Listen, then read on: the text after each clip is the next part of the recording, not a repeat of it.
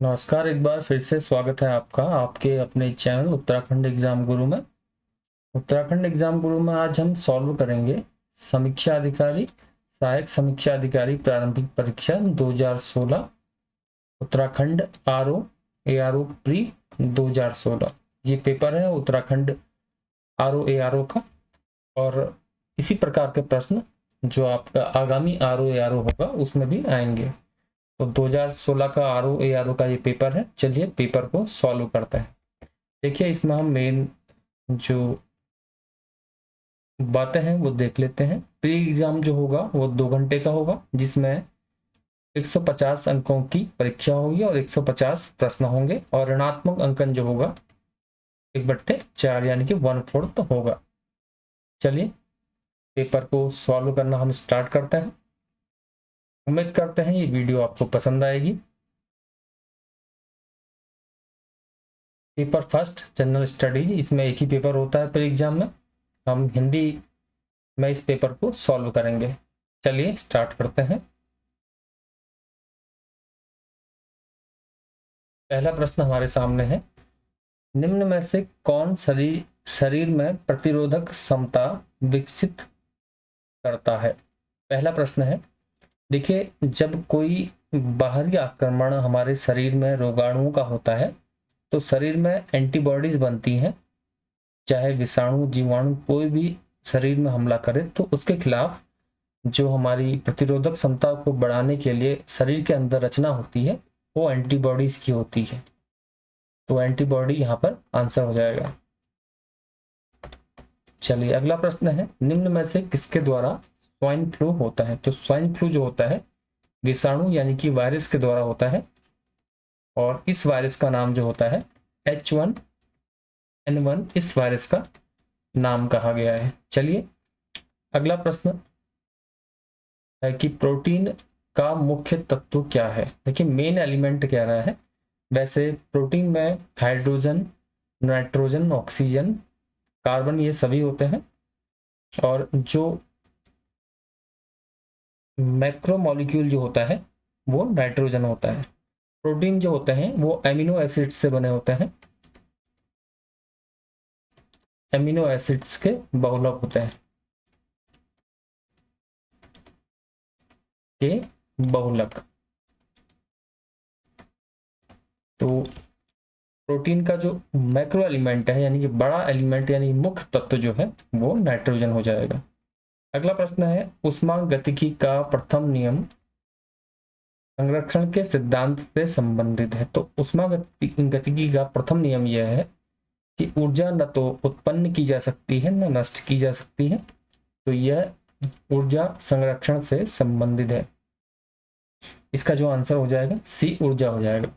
चलिए अगला प्रश्न देखते हैं।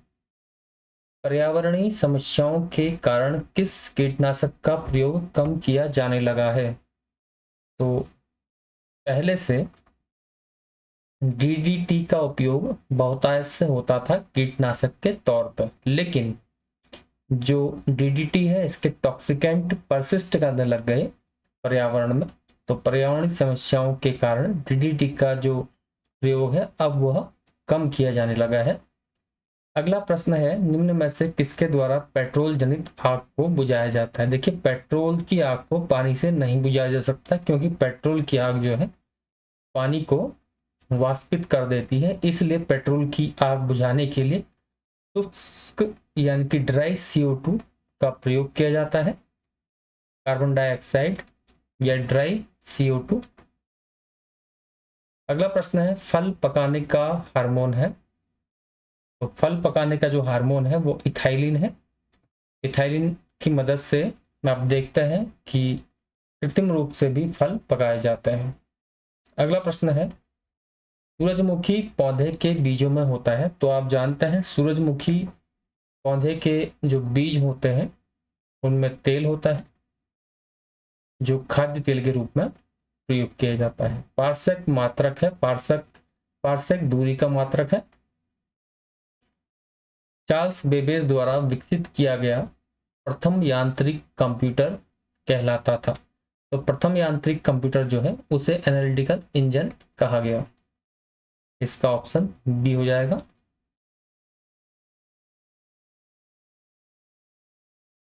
अगला प्रश्न है, निम्न में से कौन सा नॉन वॉलेटाइल स्मृति का उदाहरण है? तो नॉन वॉलेटाइल का मतलब ये होता है कि न उड़ने वाली, यानी कि जो स्थायी मेमोरी है। तो रीड ओनली मेमोरी या रोम, इसमें जो डेटा सेव होता है वो स्थायी रूप से मेमोरी में सेव रहता है। इसका आंसर सी हो जाएगा। अगला प्रश्न, डिजिटल सिग्नल को एनालॉग सिग्नल में परिवर्तित करने की युक्ति है। तो ये जो है मॉडेम है। मॉडेम जो है मॉड्यूलेटर डिमॉड्यूलेटर का शॉर्ट फॉर्म है, और ये डिजिटल सिग्नल्स को एनालॉग में, एनालॉग सिग्नल को डिजिटल में परिवर्तित करती है। और यह ऐसी डिवाइस है जिसकी मदद से हम इंटरनेट को चला सकते हैं टेलीफोन लाइन की मदद से। अगला प्रश्न है, निम्न में से कौन सा अति शक्तिशाली प्रकार का कंप्यूटर है? तो सुपर कंप्यूटर अति शक्तिशाली प्रकार का कंप्यूटर है। मित्रों, इस प्रकार के प्रश्न पहले से आते थे उत्तराखंड पीसीएस में, लेकिन अब जो प्रश्नों का स्तर है कंप्यूटर में थोड़ा सी हार्ड हो गया है। तो जो क्लासिकल वे है पेपर्स का, वो चेंज होने लग गया है। चलिए इस पेपर को हम पूरा हल करते हैं। डेटाबेस को मैनेज करने के लिए निम्न में से किसका प्रयोग किया जाता है? डेटाबेस को मैनेज करने के लिए डेटाबेस मैनेजमेंट सॉफ्टवेयर, जिनको शॉर्ट में डीबीएमएस कहा जाता है, जैसे एमएस एक्सेल है, एक डेटाबेस मैनेजमेंट सॉफ्टवेयर है। इसका आंसर सी हो जाएगा।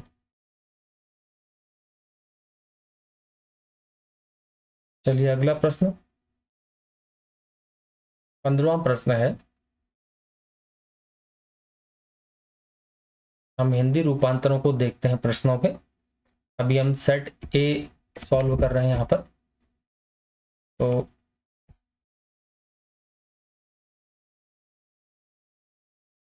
लगता है थोड़ा सी आगे ये बढ़ गया है।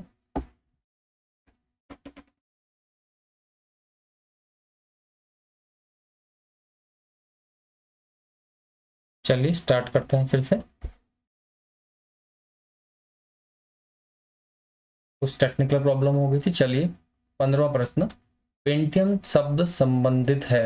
तो पेंटियम शब्द जो है वो माइक्रो प्रोसेसर से संबंधित है। पहले से जो कंप्यूटर आते थे उसमें पेंटियम 1 2 3 4 स्टेप से लिखा रहता था। ये जो है माइक्रो प्रोसेसर के वर्जन को बताता था, यानी कि वर्जन कौन सा है इसका। तो इसका आंसर सी हो जाएगा। इस तरह का प्रक्रम छोटी फाइल बनाता है जिसका इंटरनेट पर स्थानांतरण तीव्र होता है। तो कंप्रेशन से क्या होता है, फाइल जो होती है वो कंप्रेस हो जाती है और इंटरनेट पे तेजी से ये मूव कर जाती हैं। जैसे बड़ी फाइल है उसको कंप्रेस करके छोटी बनाई जाती है और वो इंटरनेट पे तेजी से मूव करती है। ALU का तात्पर्य है, ALU arithmetic logic unit, ALU का शॉर्ट नेम है। डी इसका आंसर हो जाएगा। निम्न में से कौन इनपुट डिवाइस नहीं है? इनपुट का मतलब जिससे हम डेटा को इंटर करते हैं कंप्यूटर में। तो माउस, लाइट पेन, कीबोर्ड, ये सभी इनपुट डिवाइसेस हैं। वीडियो जो है विजुअल डिस्प्ले यूनिट, ये आउटपुट डिवाइस है।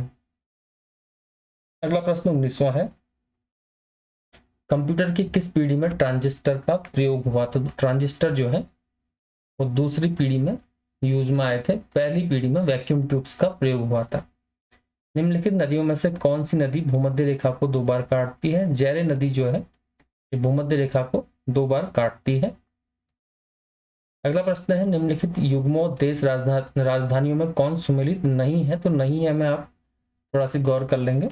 इसमें ब्राजील की ब्राजीलिया बिल्कुल सही, ट्यूनिशिया की ट्यूनिस, अल्जीरिया की अल्जीयर्स, मोरक्को की जो राजधानी है वो रबाट है, मोरक्को की राजधानी रबाट। ये ऑप्शन गलत है, राजधानी मोरक्को की, डी आंसर हो जाएगा। अगला प्रश्न 22वां, म्यांमार की सीमा के सहारे भारत के राज्यों का उत्तर से दक्षिण का सही क्रम क्या है? तो ये क्रम हो जाएगा। सबसे पहले देखेंगे अरुणाचल प्रदेश, उससे नीचे नागालैंड, फिर मणिपुर, मिजोरम। तो ए आंसर यहाँ पर हो जाएगा। निम्नलिखित देशों में किसे हजारों झीलों का देश कहा जाता है? तो हजारों झीलों का देश कहा जाता है फिनलैंड को। डी आंसर हो जाएगा। आरओ में सीधे प्रश्न सीधे उत्तर काफी आते हैं, और जीएस पोर्शन जो है जिसका स्ट्रांग होगा वो आरओ में लीड करेगा उत्तराखंड में। अगला प्रश्न है, निम्नलिखित देशों में कौन पशु चारण के लिए प्रसिद्ध है? तो आप जानते हैं अर्जेंटीना, जिनके घास के मैदानों को पंपास कहा जाता है, ये पशु चारण के लिए विश्व प्रसिद्ध है। 25वां प्रश्न है, निम्नलिखित देशों में किसके साथ भारत की सबसे लंबी अंतर्राष्ट्रीय सीमा है? बांग्लादेश, जो कि भारत से घिरा हुआ देश है, और ये अंतर्राष्ट्रीय सीमा वाला हमने भारत के भूगोल में अलग से एक टॉपिक बनाया है, वीडियो बनाया है। इसको आप देख सकते हैं प्लेलिस्ट में जाके, सारे वीडियो आपको वहां पर मिल जाएंगे। चलिए अगला वीडियो, 2011 की जनगणना के अनुसार निम्नलिखित राज्यों में से किसकी साक्षरता दर सर्वाधिक थी? तो ऑप्शन में दिए गए राज्यों में मिजोरम की जो साक्षरता दर है सर्वाधिक थी। डी इसका आंसर हो जाएगा। निम्नलिखित पर्वत शिखरों में कौन उत्तराखंड में स्थित नहीं है? तो नहीं है कामेर, बंदरपुर, दूनागिरी सभी उत्तराखंड में है। नंगा पर्वत जो है उत्तराखंड में नहीं है, तो डी आंसर हो जाएगा। चलिए अब अगला प्रश्न हम देखते हैं।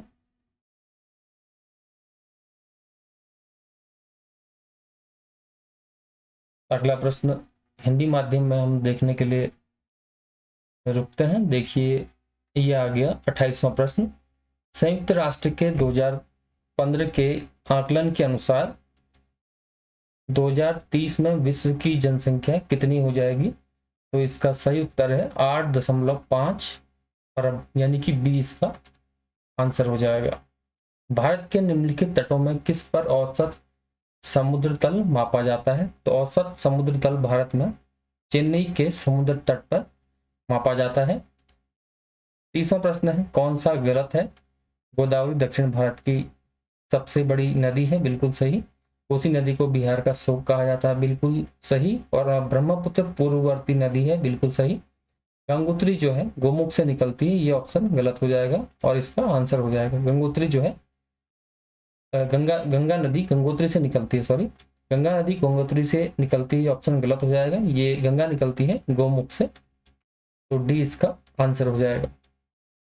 गोमुख जो है गंगोत्री के ही समीप है, लेकिन एग्जैक्ट आंसर ना होने के कारण ये ऑप्शन गलत होगा। चलिए अगला प्रश्न जो है, इसमें राज्य दिए हैं और उनके निर्माण की तिथि दी है। तो हम पहले देख लेते हैं। हरियाणा के निर्माण की तिथि जो है 1 नवंबर 1966, ये बिल्कुल सही है। बाकी ऑप्शन जो है वो गलत है। इसमें हम सही ऑप्शन बता देते हैं किसका आंसर क्या है। देखिए मिजोरम का गठन जो हुआ था वो 20 फरवरी 1987 में हुआ था, और छत्तीसगढ़ 1 नवंबर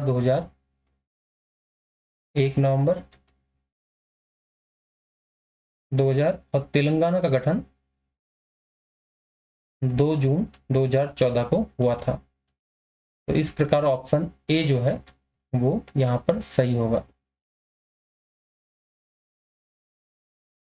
चलिए अगला प्रश्न देखते हैं। निम्नलिखित राज्यों में कौन भारत में दालों का सर्वाधिक उत्पादक है?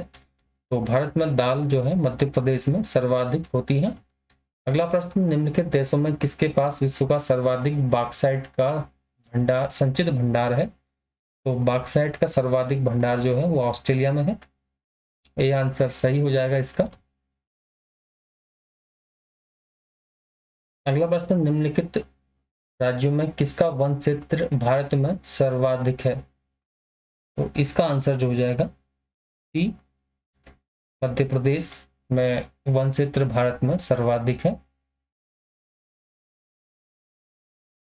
अगला प्रश्न, निम्नलिखित में से किस वर्ष भारत में राष्ट्रीय जनसंख्या नीति की घोषणा की गई?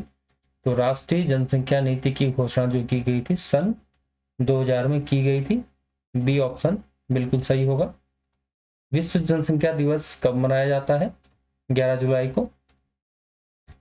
पलायन का गतिशीलता संक्रमण मॉडल किसने प्रतिपादित किया था? तो ये जेलिंस्की ने किया था। डी इसका आंसर हो जाएगा। निम्नलिखित युग्मों में से कौन सुमेलित नहीं है? थारू उत्तर प्रदेश बिल्कुल सही। थारू जनजाति उत्तर प्रदेश में पाई जाती है। गद्दी हिमाचल प्रदेश में, टोंडा तमिलनाडु में, कोइंक जो है केरल, ये ऑप्शन गलत है। कोइंक जो जनजाति है वो नागालैंड की जनजाति है। नागालैंड सही आंसर होगा इसका। चलिए सी इसका आंसर हो जाएगा। अगला प्रश्न जो है 2011 की जनगणना के अनुसार भारत के निम्नलिखित राज्यों में किसमें सर्वाधिक लिंगानुपात था? तो इसमें भारत के राज्यों में केरल में लिंगानुपात सबसे ज्यादा था। निम्नलिखित में से किसे नगर का हृदय कहा जाता है? तो केंद्रीय व्यापारिक क्षेत्र जो होता है जिला, उसे नगर का हृदय कहा जाता है। ए ऑप्शन सही हो जाएगा। 40 प्रश्न हमने यहाँ पर हल कर लिए हैं। ए इसका आंसर। चलिए अब बढ़ते हैं 41वें प्रश्न की ओर।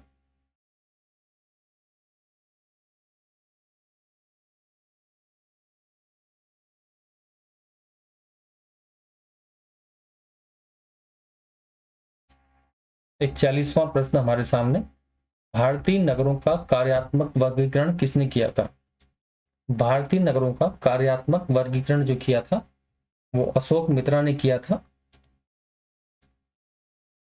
इसका आंसर हो जाएगा। कुछ सांस्कृतिक नगर, कुछ व्यापारिक नगर, इस प्रकार से नगरों का कार्यात्मक वर्गीकरण किया गया था। अगला प्रश्न 42वां बाल कल्याण के लिए राष्ट्रीय पुरस्कार संस्थापित किया गया, यानी कब से शुरू किया गया? तो इसका जो आंसर हो जाएगा वो हो जाएगा 1979। बी ऑप्शन सही हो जाएगा। पारितंत्र इकोसिस्टम शब्द का प्रयोग, इकोसिस्टम का प्रयोग एजी टेंसले ने किया था, तो सी आंसर हो जाएगा। और इकोलॉजी का रिटर ने किया था, इसमें डाउट ना हो। अगला क्वेश्चन है किस राज्य ने सर्वप्रथम पर्यावरणीय शिक्षा को एक विषय के रूप में पाठ्यक्रम में सम्मिलित किया? सबसे पहले पर्यावरणीय शिक्षा को महाराष्ट्र ने अपने पाठ्यक्रम में सम्मिलित किया। अगला प्रश्न ओजोन ह्रास का प्रमुख कारण है। तो ओजोन ह्रास का मुख्य कारण जो है वो है क्लोरोफ्लोरोकार्बन यानी कि CFC। CFC जो है, जो हमारे वातावरण में चारों ओर से एक परत है ओजोन की, उसको क्षीण करती है, जिससे सूर्य की पराबैंगनी किरणें पृथ्वी पर पहुंच जाती हैं। तो इसका आंसर डी हो जाएगा। निम्नलिखित नहरों में कौन राजस्थान में भूमि क्षरण के लिए उत्तरदायी है? या तो ये इंदिरा गांधी नहर इसका आंसर है। सी इंदिरा गांधी नहर के कारण राजस्थान में भूमि क्षरण हो रहा है। जैव विविधता यानी कि बायोडाइवर्सिटी क्या है? बायोडाइवर्सिटी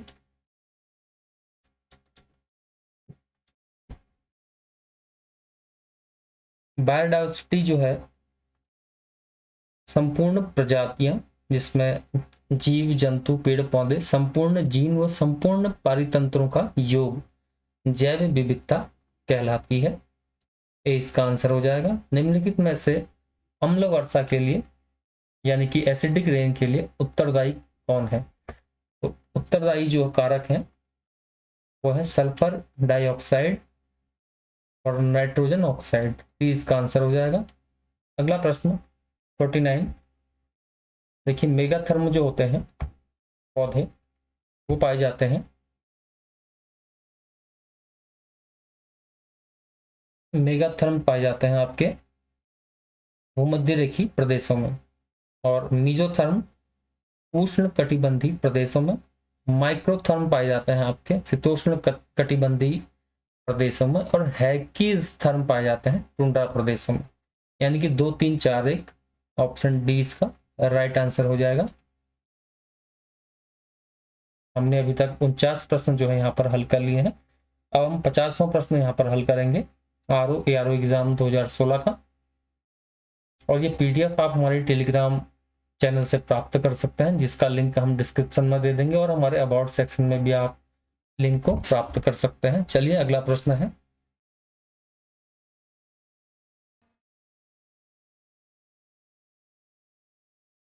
उद्यमशीलता के प्रोत्साहन हेतु केंद्र सरकार की स्टैंड अप इंडिया योजना निम्न में से किससे संबंधित है?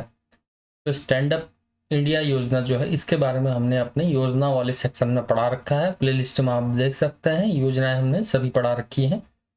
तो ये जो है SC ST और महिलाओं से संबंधित योजना है। 20 का आंसर हो जाएगा। अगला प्रश्न, भारत की प्रथम बुलेट ट्रेन निम्न में से किस मार्ग में दौड़ेगी? तो अहमदाबाद मुंबई, इसका आंसर हो जाएगा। निम्नलिखित राज्यों में किस भारतीय राज्य को जैविक खेती करने वाला प्रथम राज्य घोषित किया गया है? सिक्किम। ये प्रश्न अक्सर पूछा जाता है। अगला प्रश्न, फरवरी 2016 में किसने टेस्ट क्रिकेट के इतिहास में सबसे तेज शतक बनाने का रिकॉर्ड बनाया था? उस समय का करंट अफेयर है, तो ब्रेंडन मैकुलम इसका आंसर हो जाएगा। बहु अरब डॉलर परियोजना तापी तापी जो कि 2015 में प्रारंभ हुई है, वो संबंधित है, ये प्राकृतिक गैस से संबंधित है। शायद कुछ टेक्निकल इश्यू फिर आ गया है।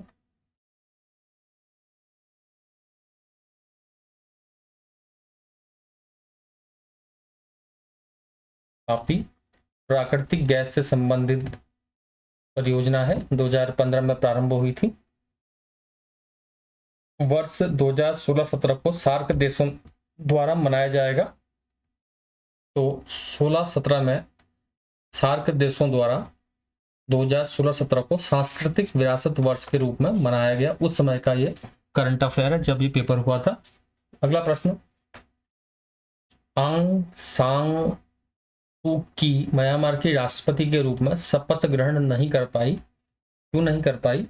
तो उस समय का करंट अफेयर ये है, उनके पुत्र जो हैं वो ब्रिटिश नागरिक हैं, इसलिए वो उस समय म्यांमार की राष्ट्रपति के रूप में शपथ ग्रहण नहीं कर पाई। अगला प्रश्न, फरवरी 2016 में किस वायरस के कारण विश्व स्वास्थ्य संगठन ने अंतर्राष्ट्रीय सार्वजनिक स्वास्थ्य आपात की घोषणा की थी? तो उस समय का करंट अफेयर है 2016 का। तो जीका वायरस के कारण कौन से 2 यूरोपीय शहर क्रमशः नवंबर 2015 और मार्च 2016 में IS के आतंकी हमलों के शिकार हुए? तो इसका आंसर पेरिस और ब्रुसेल्स हो जाएगा।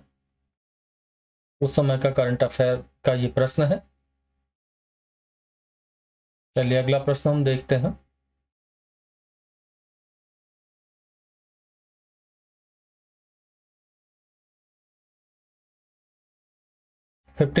अगला क्वेश्चन, निम्न में से कौन से शहर 2016 और 2020 के ओलंपिक खेलों के मेजबान हैं? अब ये ओलंपिक हो भी चुके हैं। तो ये रियो डी जेनेरो था 2016 का, और टोक्यो 2020 ये अभी संपन्न हो गए हैं। उस समय का करंट अफेयर था जब यह पेपर हुआ था 2016 में। अगला प्रश्न है, 2014-15 में की अवधि में किस राज्य की प्रति व्यक्ति आय सर्वाधिक थी? तो हरियाणा की थी। भारत में नीति आयोग के उपाध्यक्ष कौन है? तो उस समय अरविंद पनगड़िया थे। ये उस समय का करंट अफेयर है। अब जो है सुमन बेरी इसका आंसर होगा वर्तमान में। चलिए, मानवोदय काव्य की रचना किसने की थी? भरत कवि ने मानवोदय काव्य की रचना की थी। ये इसका आंसर हो जाएगा। UNDP की ह्यूमन डेवलपमेंट रिपोर्ट 2015 के अनुसार मानव विकास सूचकांक में भारत का स्थान। तो UNDP की ह्यूमन डेवलपमेंट इंडेक्स रिपोर्ट जो है तो हर बार ही इंपॉर्टेंट रहती है, तो इस बार की आप पढ़ेंगे जो नई रिपोर्ट जारी होगी। तो उस समय सूचकांक में भारत का स्थान 130वां था।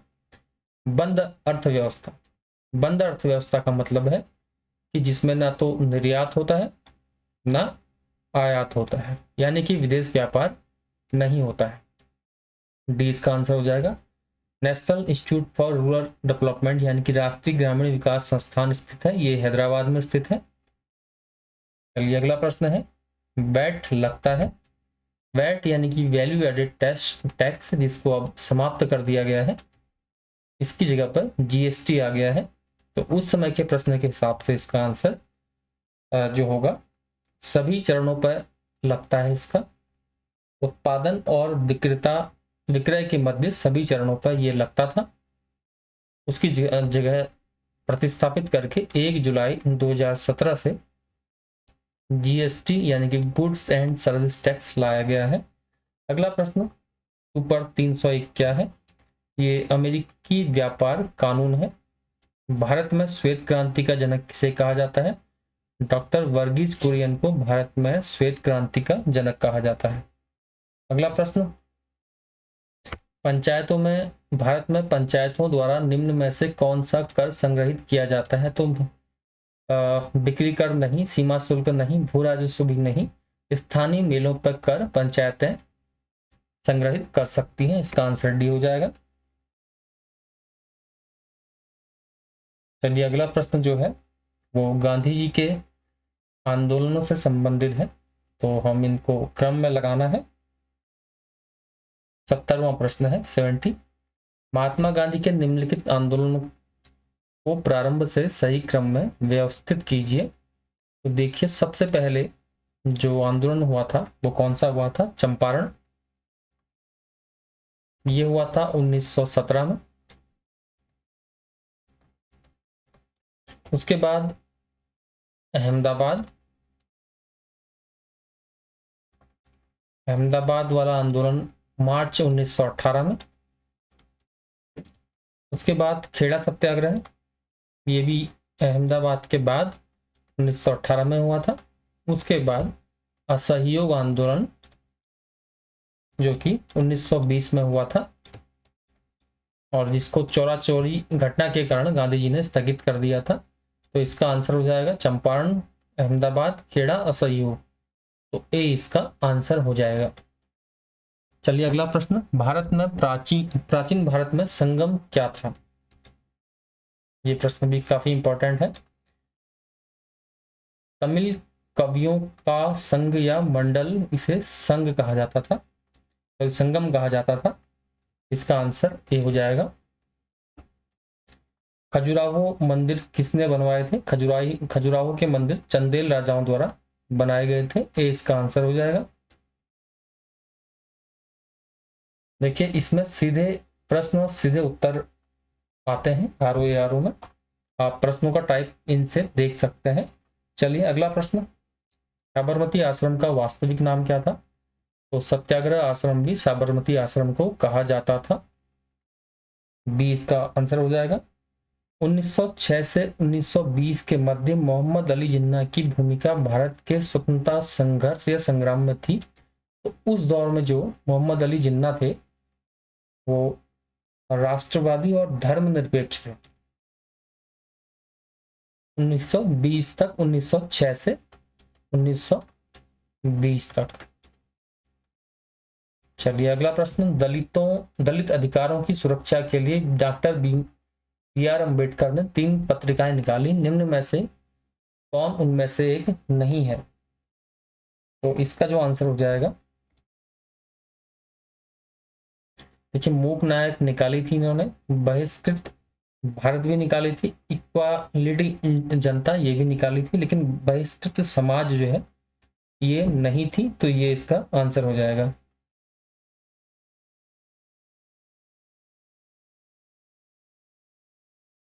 चलिए, ब्रिटिश सरकार ने किस तिथि को भारत को पूर्ण स्वशासन देने की घोषणा की थी? तो 30 जून 1948 को ये घोषणा हुई थी कि भारत को पूर्ण स्वशासन दिया जाएगा। अगला प्रश्न, वह सुल्तान जिसने प्रथम बार हिंदू धर्म ग्रंथों का फारसी में अनुवाद कराने का कार्य किया था? तो फिरोज शाह तुगलक इसका आंसर हो जाएगा। अकबर के शासनकाल में सबसे बड़ी स्वर्ण मुद्रा क्या थी? तो शहंशाह जो थी सबसे बड़ी स्वर्ण मुद्रा थी। भारतीयों के लिए सिल्क मार्ग किसने प्रारंभ किया था? तो ये कनिष्क कुषाण वंश का था, इसने आरंभ किया था। ये इसका आंसर हो जाएगा। अगला प्रश्न, 80 क्वेश्चंस हमने अभी तक 79 क्वेश्चंस हमने अटेंड कर लिए हैं। 80वां प्रश्न जो है वो आपके सामने है। स्वतंत्रता के पश्चात प्रिवी पर्स किससे संबंधित था? बहुत ज्यादा इंपॉर्टेंट है। प्रिवी पर्स उनको कहा जाता था जो आजादी से पहले राजा थे, तो प्रिवी पर्स उनके संबंध में प्रयोग में लाया गया। Privy purse. भारत में राज्यसभा के लिए 12 सदस्यों का मनोनयन यानी कि नॉमिनेशन कौन करता है, कौन नॉमिनेट करता है? ये राष्ट्रपति करते हैं। 12 राज्यसभा के मेंबर्स। भारत के संविधान में अवशिष्ट शक्तियां किसको दी गई हैं? तो अवशिष्ट शक्तियां जो हैं वो केंद्र को दी गई हैं। इस संविधान संशोधन के द्वारा शिक्षा का विषय राज्य सूची से समवर्ती सूची को स्थानांतरित किया गया। ये 42वें संविधान संशोधन में किया गया। निम्नलिखित राज्यों में से कहाँ विधान परिषद नहीं है? उत्तर प्रदेश, महाराष्ट्र, कर्नाटक, सभी जगह विधान परिषद है, लेकिन उत्तराखंड में विधान परिषद नहीं है। जनहित याचिका का प्रादुर्भाव यानी कि स्टार्टिंग कहाँ से हुई थी? ये यूनाइटेड स्टेट्स ऑफ अमेरिका, संयुक्त राज्य अमेरिका से हुई थी। भारत में पीएन भगवती को जनहित याचिका का जनक माना जाता है। भारत का संविधान भारत को घोषित करता है राज्यों का एक संघ। भारत जो कि इंडिया है, राज्यों का एक संघ होगा, राज्यों का समूह दिया गया है इसमें, सी आंसर हो जाएगा। भारत के राष्ट्रपति के चुनाव संबंधित विवाद का निपटारा जो है सुप्रीम कोर्ट करता है, यानी कि सर्वोच्च न्यायालय करता है, ये आंसर हो जाएगा। आर्थिक निर्गम यानी कि इकोनॉमिक ड्रेन का सिद्धांत का प्रतिपादन किसने किया? तो ये किया था दादा भाई नेहरू ने। इनका कहना ये था कि अंग्रेज लोग जो हैं गंगा से जो है अच्छी अच्छी चीजें, जो बहुमूल्य चीजें ले जाते हैं और टेम्स में निचोड़ देते हैं। टेम्स इंग्लैंड की नदी है और गंगा भारत की पवित्र नदी है, आप जानते हैं। तो आर्थिक निर्गम या इकोनॉमिक ड्रेन का सिद्धांत दादा भाई नेहरू जी ने दिया था। भारत में पहला लोकपाल बिल संसद में कब प्रस्तुत किया गया? 1968 में। एम.के. गांधी द्वारा लिखी गई पहली पुस्तक पूछ रहा है, तो हिंद स्वराज पहली पुस्तक थी। 90 प्रश्न अभी तक हमने हल कर लिए हैं। चलिए अगला प्रश्न हम देखते हैं।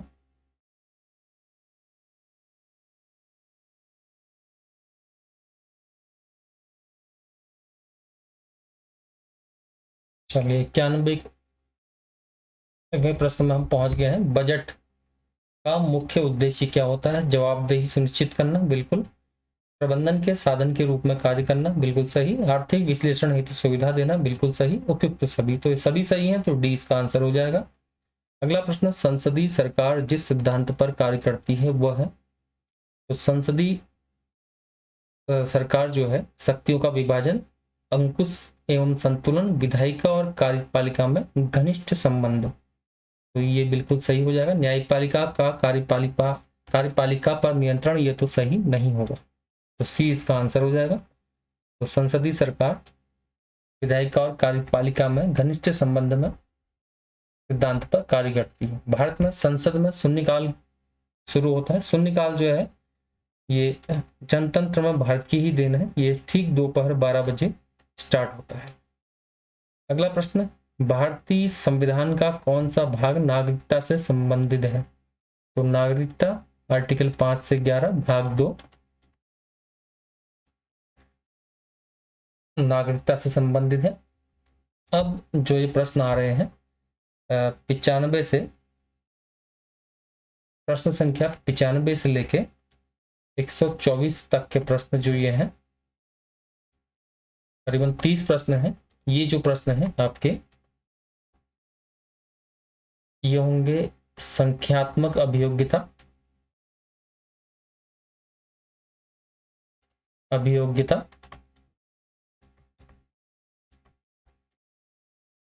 प्लस मैथ्स के प्लस रीजनिंग के। तो इन प्रश्नों को हम हल करेंगे तो समय थोड़ा ज़्यादा लगेगा और वीडियो थोड़ा लंबी हो जाएगी, इसलिए इन प्रश्नों को हम इस वीडियो में स्किप करते हैं। अगर आपको इन प्रश्नों का हल चाहिए तो आप कमेंट में ज़रूर बताएं, हम इन प्रश्नों को भी हल करेंगे, बिल्कुल। जो इसकी प्रोसीजर है उसको दिखाते हुए। चलिए सीधे हम 125 क्वेश्चन में आते हैं। 125वां क्वेश्चन,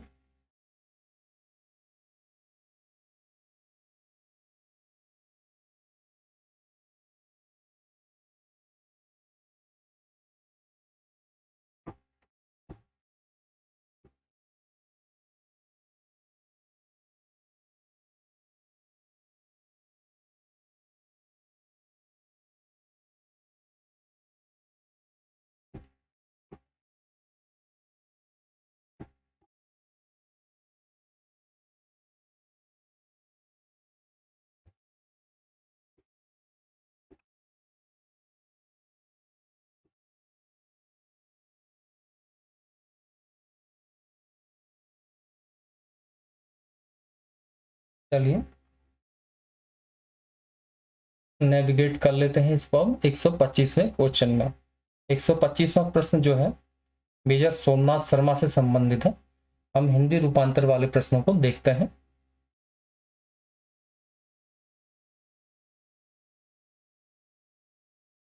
चलिए 125वां प्रश्न आपके सामने। 1947 में मरणोपरांत परमवीर चक्र से सम्मानित किए जाने वाले मेजर सोमनाथ शर्मा संबंधित थे, तो उनकी रेजिमेंट पूछ रहा है, तो कुमाऊं रेजिमेंट से संबंधित थे। प्राचीन शैल चित्रों वाली लखुडियार लखु गुफा स्थित है, तो ये अल्मोड़ा में है। लखुडियार भी कहा जाता है इसको, ये अल्मोड़ा में लखुडियार, ये अल्मोड़ा में दल बैंड के पास है। ये प्रश्न पूछा जाता है अक्सर, दल बैंड के पास। और ये जो है सुयाल नदी के किनारे है, सुयाल नदी के तट पर। ये फैक्ट भी इससे संबंधित पूछे जाते हैं। अगला प्रश्न 127वां, कत्यूरियों की दरबारी भाषा क्या थी? संस्कृत कत्यूरियों की दरबारी भाषा थी। दारमा और व्यास घाटियों को जोड़ने वाला दर्रा जो है सिल्ला दर्रा है, ये आंसर हो जाएगा इसका। अगला प्रश्न, प्रजामंडल की स्थापना का उद्देश्य था? तो जनता को टिहरी राज्य के कुशासन से मुक्त करने के लिए हृदय सुमन ने प्रजामंडल की स्थापना की थी। डी इसका आंसर हो जाएगा। खतलिंग हिमनद उद्गम स्थान है, तो खतलिंग ग्लेशियर से जो है भिलंगना नदी निकलती है। बी इसका आंसर हो जाएगा। निम्नलिखित में से कौन सा पर्वतपदी नगर नहीं है, यानी कि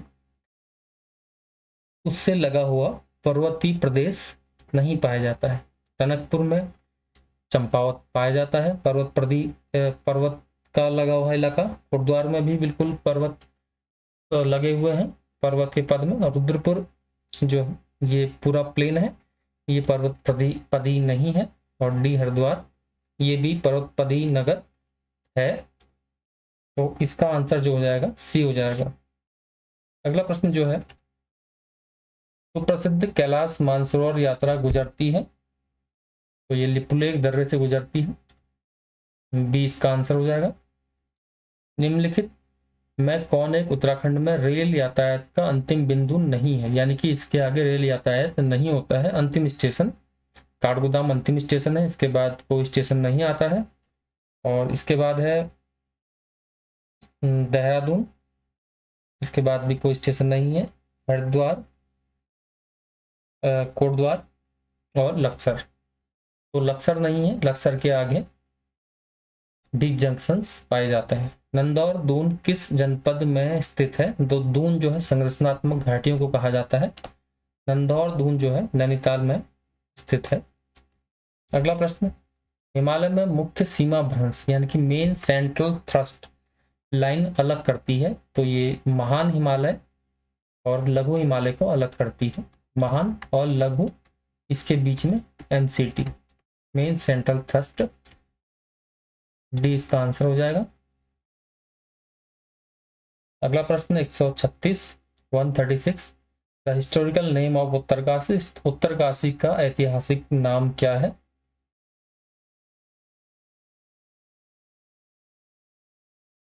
उत्तरकाशी का ऐतिहासिक नाम जो है बाड़ाहाट है, इसे सौम्य काशी भी कहा जाता है। इसी प्रकार काशीपुर का नाम जो है, काशीपुर को गौविसाण भी कहा जाता है।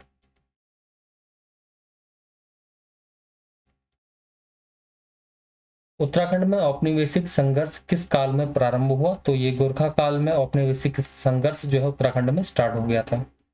अगला प्रश्न है, प्राचीन समय में निम्न में से उपजा मृग के रूप में जाना जाता है? तो ये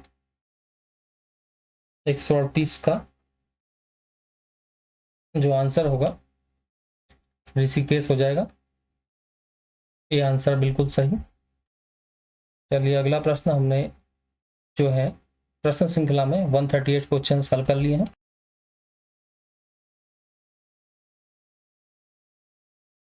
एक 139वां प्रश्न है, पांडुकेश्वर ताम्रपत्र किस भाषा में लिखे गए हैं? तो इसका आंसर हो जाएगा सी, संस्कृत में। निम्नलिखित में से किस नृत्य में गीत नहीं गाया जाता है? तो छोलिया जो है, इसमें ढोल के समय नृत्य किया जाता है तलवारों में, छोलिया नृत्य डी। कुमाऊं का प्रसिद्ध नृत्य है छोलिया। अगला प्रश्न 141, द्वाराहाट में 9वीं शताब्दी के ध्वज मंदिर को एक अन्य नाम से भी जाना जाता है, जिसे कहते हैं गुजर देव का मंदिर। निम्नलिखित में से कौन सी जनजाति भूमसेन देवता की पूजा करती है? तो इसका आंसर जो हो जाएगा बोक्सा हो जाएगा।